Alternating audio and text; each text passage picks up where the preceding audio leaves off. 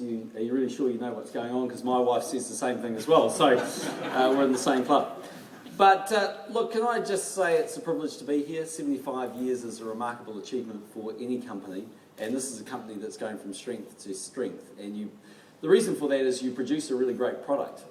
I have your product, and I've got to say I sleep like a baby. So there you go. It's testimony to what you're doing.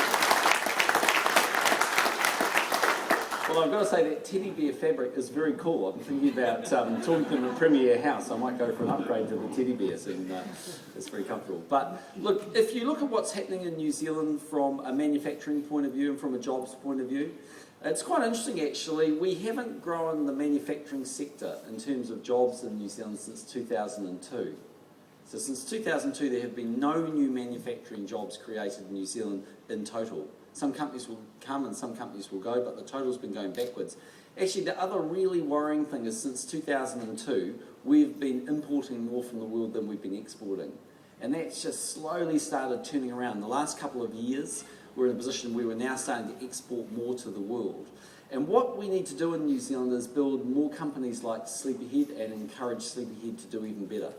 Because in the end, as a country, we have to start selling more to the rest of the world, and we have to create opportunities for our people. And to make that happen, there are things that are happening in this company that we need replicated right across New Zealand. And that means spending more money on research and development. That means being really focused on our marketing. It means, from the government's point of view, providing the infrastructure that businesses need, like this, need to operate, whether it's stable electricity supplies at the right level, or roads that allow you to get around, or ports that work, whatever it might be. We need to invest in that, computer systems and the likes. So as a government, we are very committed to wanting to make that happen and to make sure that we're at the cutting edge of technology.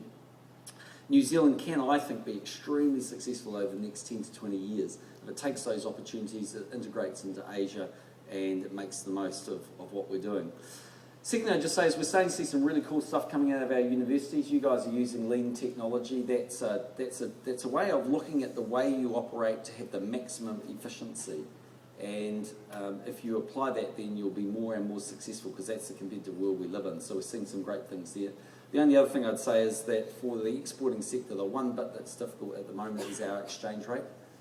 We've got a New Zealand dollar that's overvalued, and it is making it difficult for our export sector to compete on that front. And there's very little we can do about it, because it's a reflection of how weak things are in the United States of America as opposed to what's happening in New Zealand.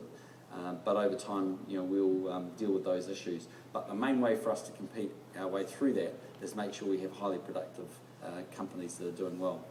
So thanks very much for allowing me to be part of your celebrations and to be here today. And I'll go and pull the cord, and if it doesn't work, it'll be Amanda's fault. But don't worry if they blame you, Amanda, because I get blamed all the time for things I don't do either. So that'll be fine.